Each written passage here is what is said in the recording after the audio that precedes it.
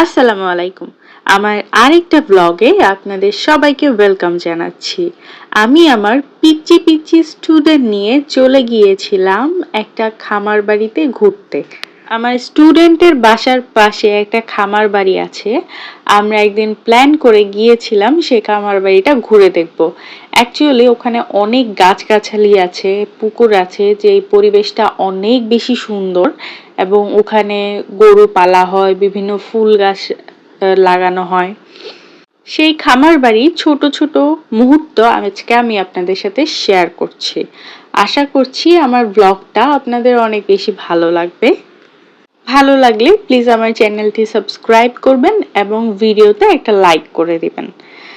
এই খামার বাড়িতে অনেকগুলো আম গাছ ছিল, এছাড়া সিজনাল সব ফলের গাছ এখানের মধ্যে আছে, কিন্তু যেহেতু এখন বৈশাখ মাস সেজন্য আম কাঁঠাল এগুলো পুরো গাছ ভর্তি ছিল।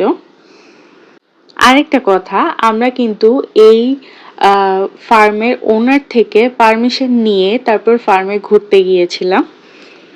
এই যে ওয়ালটা দেখছেন, ওয়ালের ওপাশে পুরোটা নেভির জায়গা। ওই জায়গাটাতে যাওয়া যায় না, কিন্তু ওখানে জায়গাটা দূরে থেকে দেখতে আরো বেশি সুন্দর লাগে।